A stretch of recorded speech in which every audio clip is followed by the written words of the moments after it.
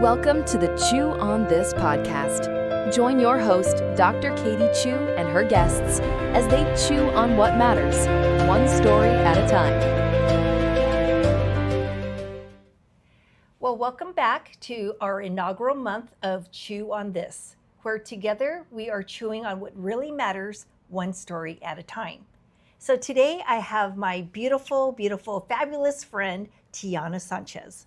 Well, thank you for having me. Of course. So for those in our audience who don't know much about you or would like to learn more about you, can you share a little bit about yourself? Yes, so I am an ex-employee turned entrepreneur. I started at the ripe old age of 17 managing my business or managing a gourmet fast food restaurant. And I pretty much worked for the majority of my life. And then in 2011, during the last recession that we had, I was forced into layoff, early retirement. We'll call it early retirement. I like that. And it was forced upon me. And so I decided at that point that I still had more in me. I wanted to do some more. So I launched my business, and that was in 2011. And 14 years later, here we are. I'm still operating. It has not been easy, as we can obviously talk about, but I'm here, I'm blessed, and thank you for having me and being on your show. Oh, definitely. It is my honor. And the way we met, it was just, I think it was at a mutual friend's holiday party. And I think I just went to go get my plate of dinner because it was like a buffet style. And I went there with my daughter, and I think my daughter was kind of busy talking to other people, and fate brought us together because I brought my plate and I sat next to you, and next thing we know, it's like, wow, what a journey. It was a divine connection. It is 100% absolutely divine connection. So I'm going to tell you what we're going to do today. We're going to do hard chews and soft chews. And what I mean by that is that I have these little baggies, and each of them, the hard chews are going to be the questions that are going to cause us to pause a little bit. And it might take us a few gnaws to actually get it down and swallow. But the soft chews that you're holding, those are going to be the fun little bites, easy to swallow. And so, but since you're my guest, I'm going to have you draw from the soft chews. Okay. I'm not looking. Just pick one out at random. And we're going to each take turns answering it. Okay, so I'm going to read it. Yes. All right. So if your life had a title right now, what would the chapter be called? It would be called, oh my gosh. It almost sounds like a hard question. I know. If your life had a title right now, so here's the key, right now. Yeah. What would the chapter be called? It would be called Peace is my lifeblood. Peace, something with peace. Peace is my lifeblood and or trusting God, or something along that. Okay. Because peace has been what's centering me, because it's been a little crazy. I think I got too many titles because I see a little crazy in there too. So how about crazy peace? I know. I love that. There it is. Oh, or here's one. We'll play on the word peace. Yes. How about a piece of craziness? You know what? We might need to copyright this and trademark it. A piece of craziness. You know what? Ding! I love that. That would be the title. Okay. That would be the title. How about you? Well, you know what? So this is from your book that you asked me to help co-author, along with a few other great authors or contributors as well. And so, you know what? Again, it was fate in terms of the chapter that I ended up writing. And literally, it's called Bold Moves and Beliefs Matter. And, you know, it's funny, when I first looked at it, I was like, wow, you know, what am I going to write about, right? And when I sat down to write that chapter, I don't know if you remember, I had told you this, it was on a Sunday. I was still in my PJs. I woke up early in the morning, sat down with my coffee, and I wrote for 12 hours straight. And during those 12 hours, I cried. and it was so therapeutic. And but I think I'm still going to use that chapter title, because it is exactly what I'm doing right now, is that I'm embracing every move in my life as being a bold move. You know, I actually had to Google this, or ask AI, you know, what is the difference between courage and boldness? Because I wasn't really sure. And because I thought they were kind of the same, but not the same. I wasn't sure. And basically, courage is a more of a thought process of thinking that you want to do that. And so you have to build up courage, right? But then boldness, or being bold, is an action, right? And I think that's where I've learned a lot in terms of, you know, bold moves, because it is movement. It's putting my courage into action. And then that's where also, and beliefs matter. I think one of the few meetings that we had, it was just girl talk, because it was, I think, celebrating your birthday. We had a birthday lunch, and you know, we had what I call girl talk. And then for the next hour, we end up talking about our faith. And I thank you for that. I do thank you for that, because that is where I'm still trying to find a church. And I don't want to lead anyone on to say that, you know, I go to church every Sunday for all these years. No, I feel like I've been reborn. I'm new. I'm very new, but I am so faithful. I am so faithful. And I believe that everything that I'm doing right now, where people are saying, oh my gosh, Katie, you're on fire. Yeah. And it's all because of God. 100% all because of God. So. Well, I thought you were going to say courage and bravery, because I know sometimes we will use those synonymously, but I like that you defined that boldness is an action. It is. And, you know, that makes it very clear. So yeah. That, and the fact that that's still going on for you right now, probably at the start of our book writing that you mentioned, it probably wasn't a piece of craziness. That's why I had to say, okay, where am I right now? A lot has happened in the last 6 months that has been a little crazy. I think for a lot of people, it's been a little crazy for a lot of people. There's been a chaos of craziness. And then personally, just with the shift of everything happening, just been a lot of things going on with family matters, with business, just kind of being stagnant and trying to find peace amidst the chaos and amidst the craziness. And you probably experience it. Sometimes you're up, sometimes you're down. Yes. You ebb and you flow. Yeah. And it can be an emotional roller coaster. So having, and you said you're very diligent, which is where right now I'm waking up in the morning in the Word. I'm going to bed at night in the Word. And that has helped to give me that peace. Yes. To silence that craziness. So it is just, you know, it's a moment. It's a moment in time. It's something we experience, but it doesn't have to be permanent craziness. Nope. And I think sometimes having a little bit of craziness makes us appreciate when we do have that peace. Oh, yes. Right? We kind of need that contrast, you know. That's a good point, yes. All right. That was the soft chew. Yeah, I know. That was a soft chew. Okay. And here we go. I'm going to pull a hard chew here, and let's see what we get. Okay. All right. Here we go. What's a risk you took that changed the course of your life, even if it scared you? Now, am I going first or are you going first? I can go first. Okay. But I got to read it again. So, what's a risk you took that changed the course of your life, even if it scared you?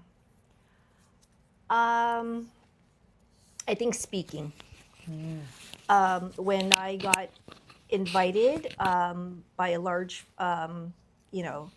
pharmaceutical contact lens company in our industry, when I got invited to be a speaker, I had no speaker experience. And but they extended the invite because of my experience of seeing patients, and they saw my level of care for patients, and I was also, utilizing their product. And but I think it literally terrified me. I remember 2 weeks prior to my very, very first presentation, my stomach was in a knot. This was 2 weeks out, and I kept practicing over and over while I was driving in my car, and when I was returning home from work, I would be practicing my intro because I kept thinking, if I can lock that intro down, then everything is going to be easy.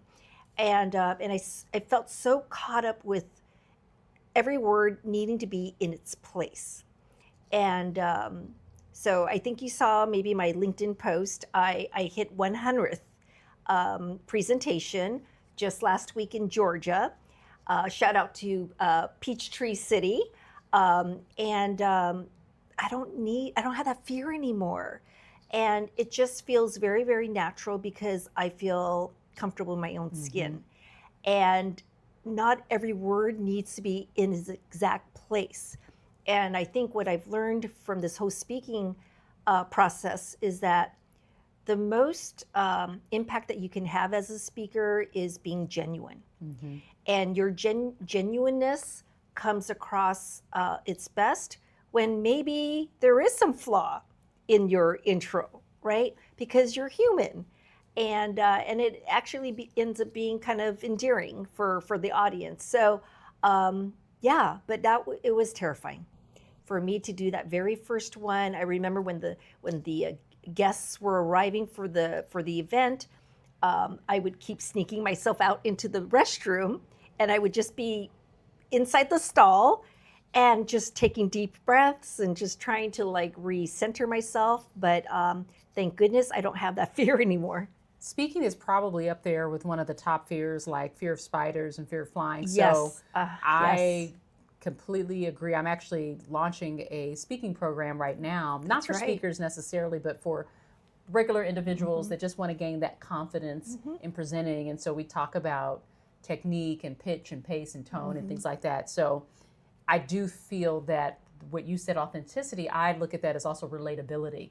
So if you can relate to your audience, and as you share a story or an example or even an experience, that someone in the audience sitting there and they're with you, they're right in that seat, they're right with you in the bathroom, they're feeling the nerves as you're describing them, and or they're thinking to themselves, oh my gosh, I remember when I had a similar experience and my stomach was knotted. So if you can become relatable along with that authenticity, it just makes for great, and it's not perfection. Yeah. But it is relating to the audience, to where they feel and they can remember. So all that to say, I would say for me, it was starting my business. So I kind of alluded to that in the introduction, that I got laid off in 2011, never had any work experience or business experience owning my own business at all. And then when that recession hit and the financial crisis happened, a lot of things were shifting, and I found myself out of a job. And I had to figure out what was I going to do. I was married, I had 2 kids, I had a mortgage, and I needed to decide, what am I going to do? And 3 months after I got laid off, I took that big leap and started my business. And I'm reminded of a Les Brown quote. He's a famous motivational speaker, serial entrepreneur and author, but he says, sometimes you just have to leap and grow your wings on the way. And I think what he's trying to say is leap and grow your wings on the way down. And I kind of leave out the little on your way down. It's like, okay, you might just continue to soar. It doesn't mean you're going down. But the premise is that you take that leap of faith and then you figure it out along the way. But it was scary. Yeah. And I would say maybe about 4 years into owning my own business, things kind of got a little interesting, and business wasn't quite circulating the way that it used to. And that was a scary time because I was so used to having income from a W-2 job, and this was new. And so we had to get really creative in our household and figure some things out. And I started working temporarily at a company again while still building my business. But that was certainly one of the most terrifying things is to say, I'm not going to rely on this income and I'm going to be my own boss and do business that way. And then when I look back, Katie, I was thinking, what example did I have? And it really wasn't until I started looking in the women in my life that I realized that my grandmother, my mother's mother, had owned her own business. And it didn't dawn on me when I started mine that she was a childcare provider, and in her home she provided services. And as children, I remember my sister and I, we were always helping my grandmother take care of the kids and change diapers and all that good stuff. And I remember seeing her sit at the dinner table just exhausted from working. Yeah. And you could literally be in the middle of a conversation with her and she'd be fast asleep. She'd be like in the middle of a thought and she'd be like out snoring. And she worked so hard, and she was just beloved, though, by all the people that she helped. And I was like, she was the first woman that I ever knew as a business owner. And so I remember having that memory, and it just gave me a little bit of pride. And I'm thinking about her now, who she's passed away, and how she thinks about me having this business. But that, by far, was the scariest thing. As you were talking, what I started thinking, because when you were talking about your grandmother, it's, and it was a word that you've used with me, legacy, right? Your grandmother has left a legacy through you, right? And because when you first approached me about your book, right? I remember. And you were inviting me, and you were saying, Katie, what kind of legacy do you want to leave? And I think that's where I know now that, every bold move that I make, I have legacy in mind. What do I want to leave? That's beautiful. Right? What impression that I want to make on others? How am I going to serve others in the fullest capacity that I can? Because I want to leave a legacy. And so, I'm sure your grandma is like looking at you and she's smiling, is so proud of you. I hope she is. I'm so proud of you. She was a fierce little thing, and she was fiery. So I hope she's like proud and having that legacy is also important. Wonderful. Are we ready for a soft chew? Yes, we All right. are. Yes, we are. Let's get another soft chew. Okay. We'll tuck that back in there. Okay, here we go. What's your go-to karaoke song, or the one you sing if no one else was watching? So it's probably going to be I almost said U2, but it's not U2. It's going to be Journey. Don't Stop Believing. Okay, that's definitely. Or it's going to be not Living on a Prayer. Why can I not think of the Bon Jovi? Okay. Bon Jovi, not Living on a Prayer, but the other one with the guitar. I'm a cowboy on a steel horse I ride. I can never think of the name of the song, but your listeners will know exactly what I'm talking about. But it's definitely going to be one of those two. So it's going to be a Bon Jovi or Journey. That's my go-to karaoke song. Oh my goodness, this is a hard one. This is actually a hard chew for me. I don't do karaoke just because, now that I think about it, that's another thing that terrifies me, because I feel like I have no voice or, in terms of singing. But gee, when I'm in the shower, no one was watching, I was going to say, so when I'm in the shower, I love Maroon 5, Sugar. Okay, how does it go? I don't think I know that one. Oh no! Don't no. I can't because there's no water hitting me. No. But I think the audience knows Maroon 5, Sugar. Yeah. Okay. Yeah. All right. I'm a hopeless romantic, and so there's just I'm a little gonna bit. have to There's find a that little song bit. now. You know what? Let me just tell you this.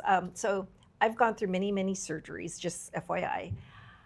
Just because as a breast cancer survivor and just a whole bunch of other things. And so the point is that right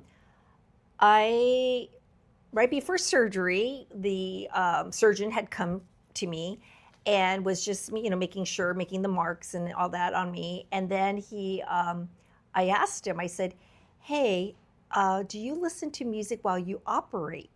And he goes, of course. He goes, what song do you want me to play? And I said, Sugar by Maroon 5.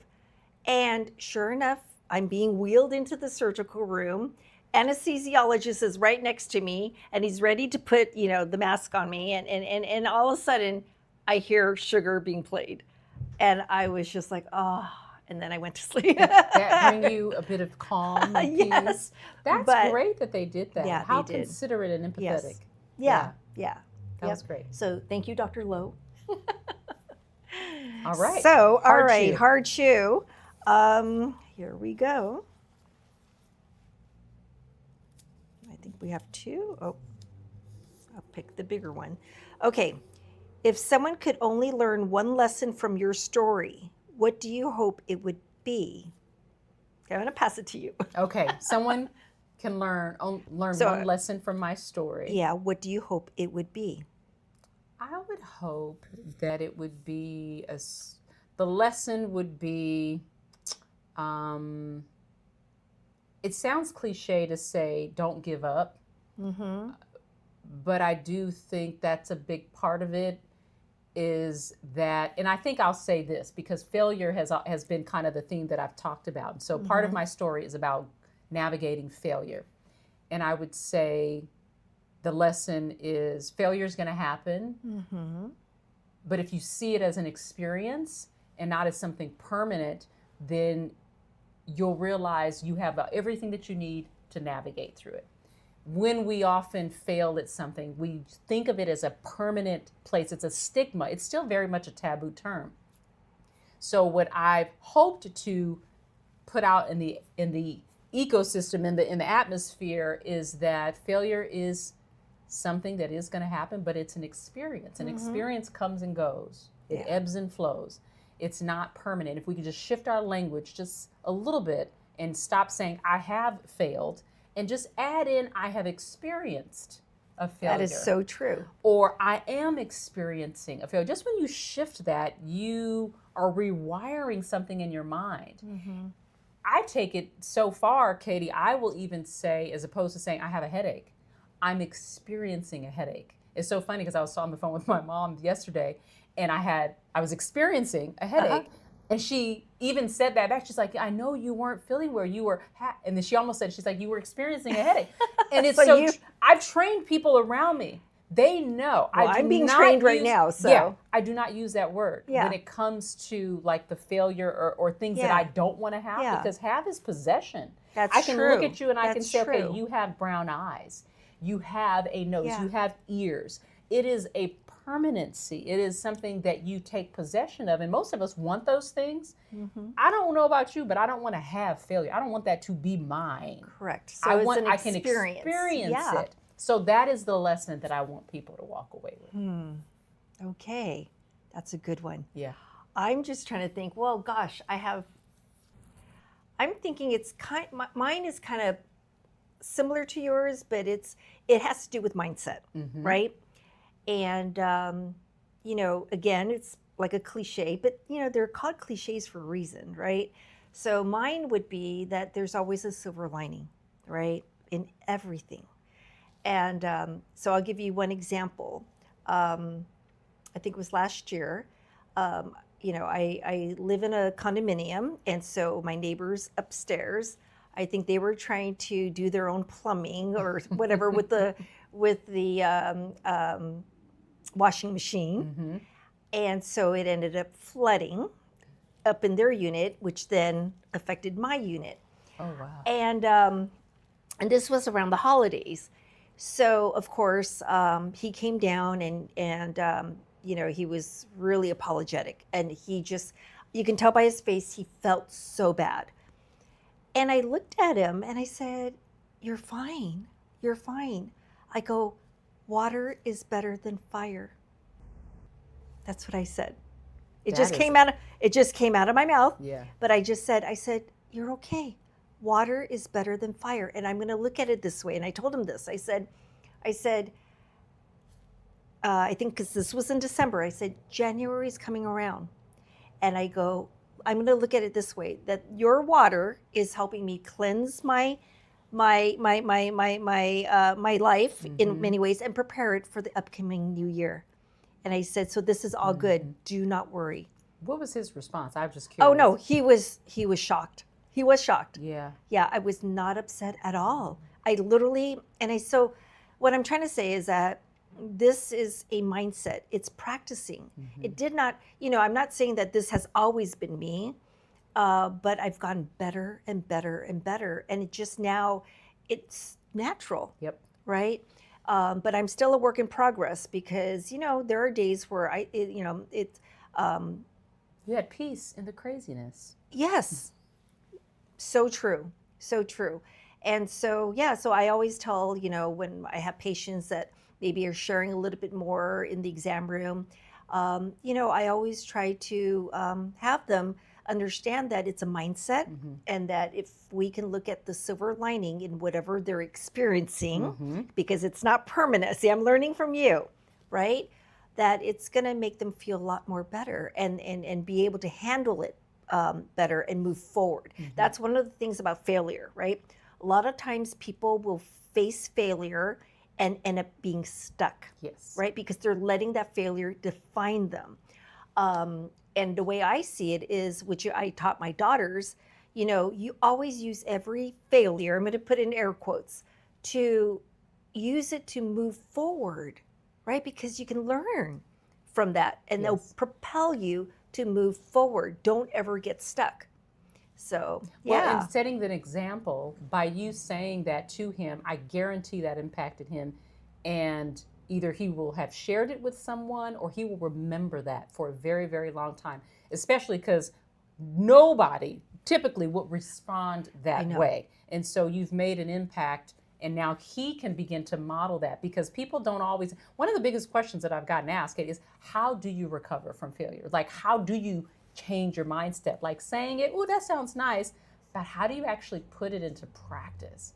And I think that example in demonstrating and articulating, but then following up with an action is helpful. Now, I can't take credit for this quote, but along with what you were saying about learning, there was a quote that I heard once as I was writing a book, as I wrote a book on failure, and it said, failure is only failure if you fail to learn from it. Oh, yes. And I love that because otherwise it's a learning opportunity. Otherwise it was a lesson for you. Yeah. Otherwise, for me, I look at it as whatever you went through, the failure can open up unexplored paths. It helps you build a resolve.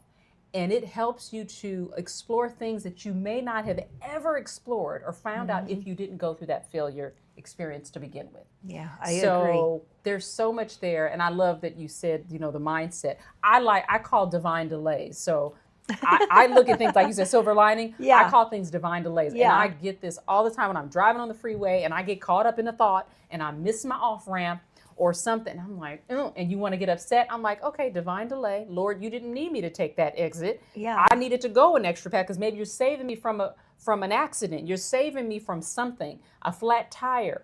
So I don't know. And so I always look at certain things almost like silver line, but like a divine delay. If something happens for your listeners, I'm telling you, it is a game changer. It will help you think differently. When something doesn't go your way, divine delay. Oh, that rhymed. I didn't mean for that to rhyme. But yeah. Wow. And now I can put a name to these experiences that I have, that it's a divine delay. Wow. Yes. That's very powerful. I owe that credit to my mother. She shared that with me. Nice. Divine delays. Nice. And what is your mother's first name? Sandra. Sandra. Yes. Wow. Well, that was beautiful, Sandra. Yes. We're going to give you a shout out on that one. Yes. So I think I pulled the last one. Yes. So we're 2 and 2. Yeah. And then let's do a soft chew. Okay. And then we'll do one more hard chew. And All I think hopefully our listeners are getting a little something. What's one thing you loved doing as a kid that you still find joy in today? Oh my gosh, I love this question. Oh my goodness. I don't know that I'm doing it today, but I loved playing double dutch. I loved watching old movies. I used to do that with my mom a lot as a kid. I did play basketball when I was in high school, and I am a huge basketball enthusiast today, women in particular. Gosh, I feel like there's so many things. Like, what do I do as a kid that I still do now? Eat breakfast for dinner.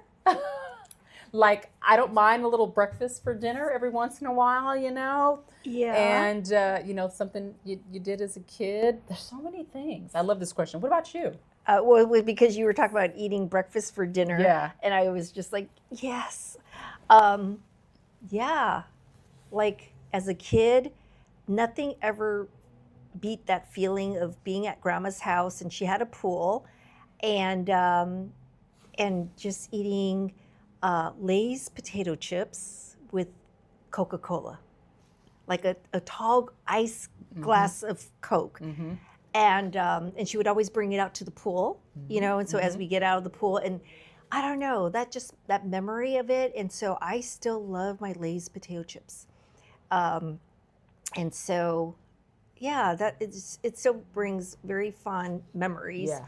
But I'm trying to think what other things that I like to do as a kid that I still do now. Think about the 80s. Like, that's it's kind of my era that I grew up in. Yes, I'm an 80s Yeah. child. I'm an 80s child. So I think about, like, okay, what were we doing in the 80s that we still love? That's how I'm thinking of the question, too, is like, even some of the music. Like, on my ride home at night, I will listen to all 80s stuff. Yeah. Like, I'm listening to U2 and I'm listening to Pat Benatar and so I love listening and even watching old shows like Little House on the Prairie comes on now. So again, as I was thinking of that question, I was like, what did I do in the 80s that I still like to do today? Yeah. I'm thinking too, for me, oh my goodness. Okay, now it's coming. Because sometimes when you try to like think too hard, but now as you're talking, I'm like, it's finally coming in. But I think there's a second purpose for what it is. So I love dinosaurs. Okay, and so I have a hope chest that when I go travel, because I do a lot of traveling, I like buying children's books and anything with dinosaurs. So the best thing would be like a children's book with a dinosaur in it, but I would buy it in different countries, and it gets put into this hope chest for my grandchildren. Oh, that's wonderful. So it's kind of like, it's for me, but I tell other people, because it's, how can I tell people like, oh, I bought this book for myself, when I say, well, it's for my future grandchildren. No, that's beautiful. But I have a hope chest. And did you always is there a particular children's book that you like? Maybe one that you read as a kid that you like now? It's not the one that I read as a kid, because, with immigrant parents back when I was growing up, we didn't have that where my parents would tuck me in and then read a book to me. I mean, they were running a restaurant. And so it was different times, but I can definitely remember Goodnight Moon. Goodnight Moon, yeah. I would love reading that to my daughter. Yeah. My older daughter at that time. Yeah, and I don't know if the audience knows this, but like each page, there's this little mouse. And so I would always have my daughter try to find the mouse. Yes. Yeah. Yes. Yeah, it took me a long time. I didn't know that the first time I didn't know it either. And it wasn't until my second son was born and we were got all the good books, right? The Caterpillar, Goodnight Moon, the Purple Crayon, all of the good ones. Yep. And that little mouse is kind of tucked into each little page somewhere. And is that funny? Because it wasn't until my second child as well that I finally noticed there's a little mouse. What is it with the second? We just didn't think about that with the first kid. I don't We know. were I probably think worried about way too many things and trying to look for a little mouse on a page. We were like, oh, make sure they're healthy. Are they breathing? Yeah. Let me look, So a little looser on the second one. Yeah. So, okay, one more round. One more? Or not one more round, but we're just going to go through the hard chews. Hard chew. All right. Brace that was myself. a fun one. Yes. I like that soft chew. That Yeah. was good. Yeah, it was. Boy, it's just making me feel kind of giddy right now, just because it's bringing back childhood memories. All right, let's see what this one is. When was a time you had to let go of something or someone to grow? I have one. Yeah, go ahead. All right. So this happened about a year ago. And so I have, my circle of friends. And this is a friend that has been with me for maybe 20-something years. And so because we're friends, I've always been a good listener. But as time went by, I finally realized that every time when I'm listening, I leave the phone call being more on the downside. And it's because my friend, she would always focus on the negative. And even if I tried to like bring up the positives, it somehow, you know, either she wasn't ready to receive that type of advice. And so the point is that as I'm getting older, I've realized that, you know, I don't need every person to be my friend. I need people who are going to lift me. And so it took me almost 20 something years to realize that I want to end my phone calls on an upbeat note. Yeah. Right. And so it was about a year ago. You know, we were on the phone, and I think she started on her little, you know, routine of, you know, I guess I'm going to say negativity. And I stepped out, and being bold, I said, hey, I go, this call is turning way too negative for me right now. I said, I do need to end this call. And of course, my friend said, what? So you're not going to talk to me anymore? And I said, no, I didn't say that. I said, just this call is going in a negative direction, and it's not what I need right now. And so then we hung up, and we haven't talked in How a year. Many years? Oh, about okay. a year. Okay. But it's in that time, I mean, I could reach back out, but at the same time, it's like I've grown so much, because that was another part of my transformation. Because I'm thinking back, there's, you know, other situations where I would stay quiet, I would stay silent, because I'm thinking that's how I should be as a friend, right? But sometimes you just need to do what you need to do, and I have grown so much more since doing that. So I, you know, and to my listeners, I mean, you know, I think you can identify that sometimes having just a few friends is already such a blessing. You don't need to, you know, have 1,000 people or 100 people or 20 people. It's like sometimes just one or two good friends, that's all you need. And they just lift you up. The older I get, the more wise I become, and I realize you don't need that many. It's not the quantity, it's the quality Exactly. of the friendships. And Exactly. I also feel that friendships can be seasonal. There's certain friendships that serve you well, and vice versa. You serve them well during certain seasons in their lives. And you know, you think back when you were young adult, and having family and so forth. Maybe there were different friends in your life because you were a different person, and so your needs also changed. That's true. At that time, we're not the same people we were 20 years ago, because we don't have those same experiences.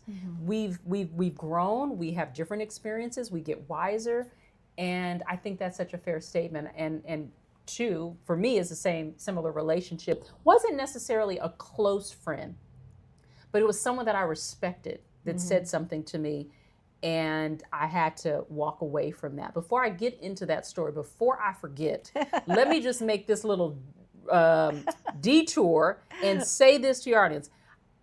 There are so many people that think they're great listeners, and they are not, or they don't have the awareness when they're speaking that overwhelms the other person. So let me just plug this in here real quick.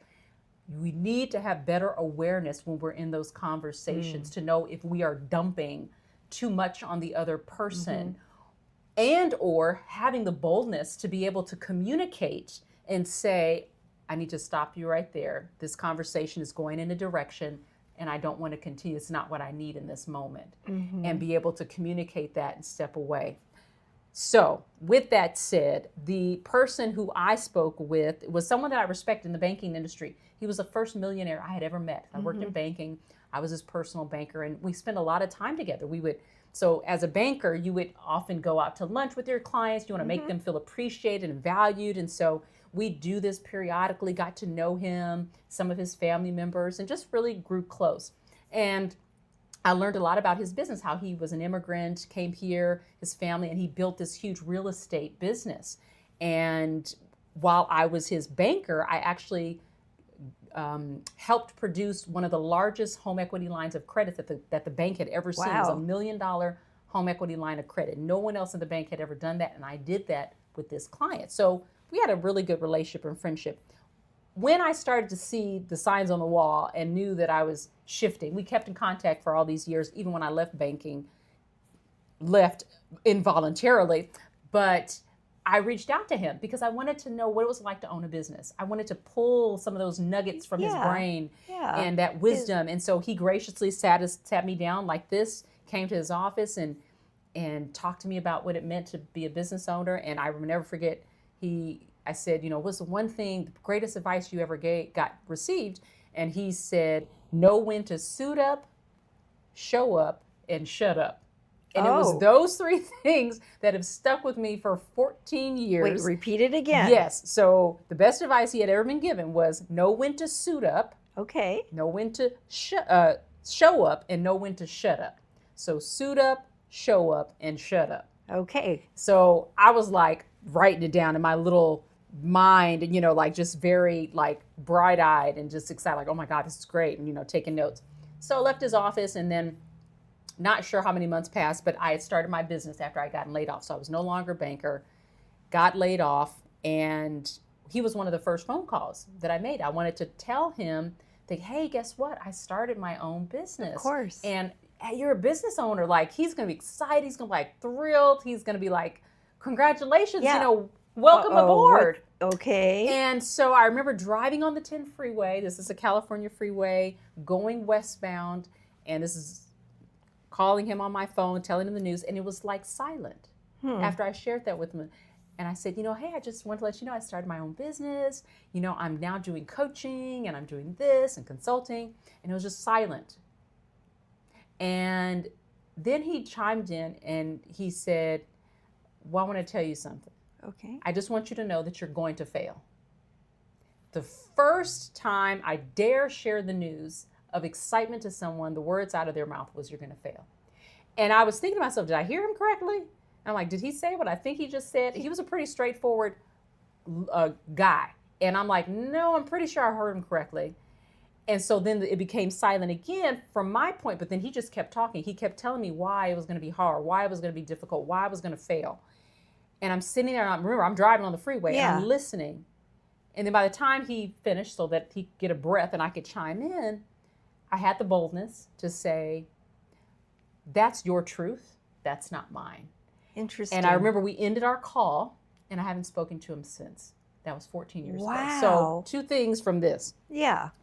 Yes, it helped me grow. Like you, I have not spoken to him in 14 years.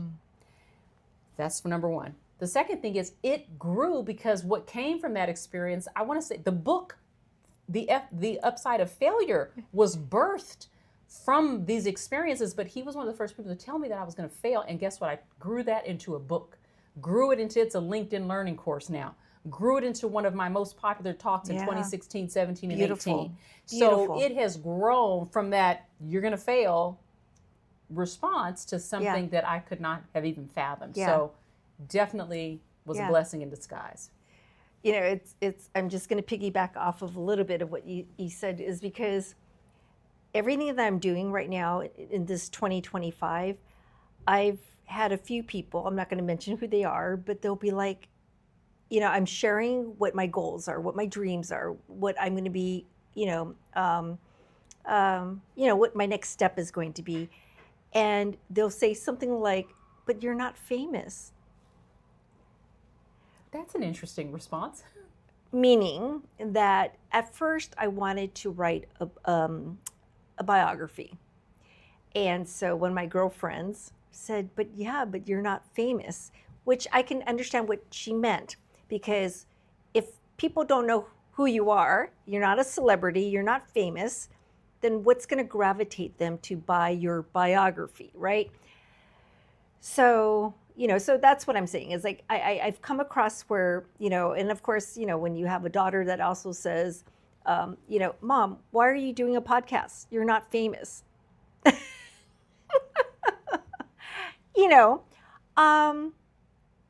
I'm not letting any of that deter me, because again, this is something that I feel like, you know what, if this is what I want to do, then I am going to make sure that I am unstoppable. Mm-hmm.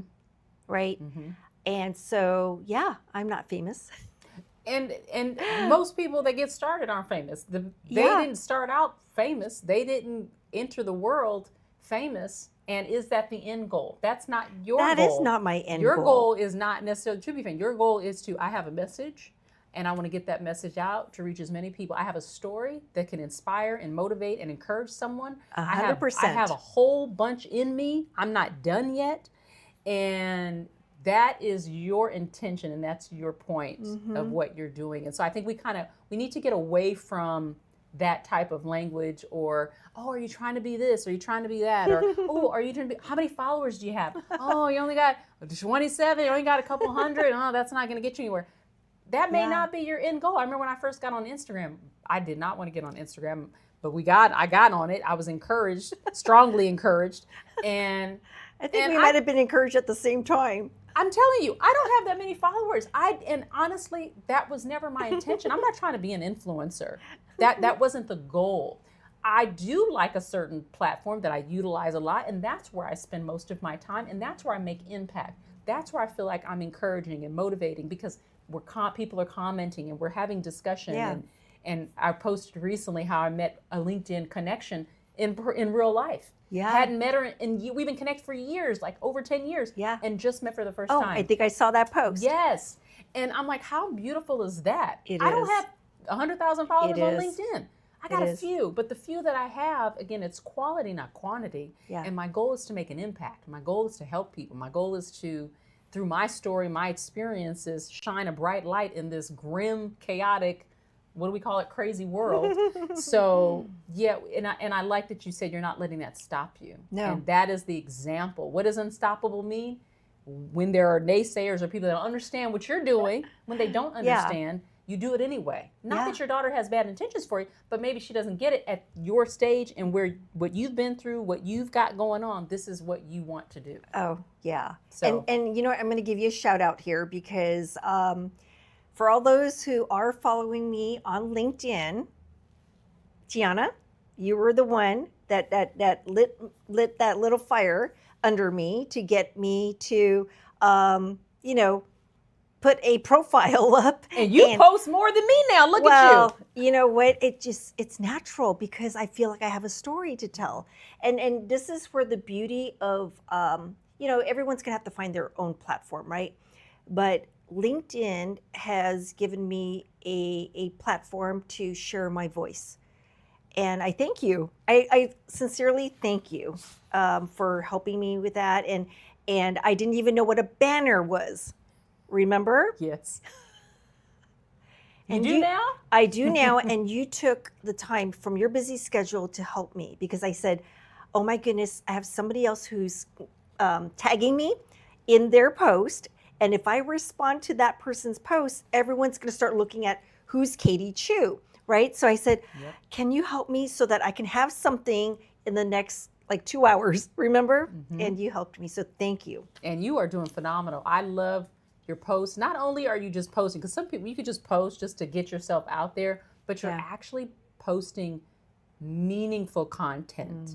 You are being vulnerable. You are teaching us something. You are helping. And that's the kind of stuff I like to follow. For someone who was inactive for a while, I look at how many people like and comment on a lot of your things. Yeah. And that says a lot. The engagement, the contribution that you're doing. People don't just do that stuff just to do it. Yeah. It has to mean something to them. They have to feel something, and then for them to connect, and they're drawn into it. So you've come a long way in the LinkedIn. I know. And just overall, congratulations on everything that you're doing. So this has been a great platform. I appreciate you.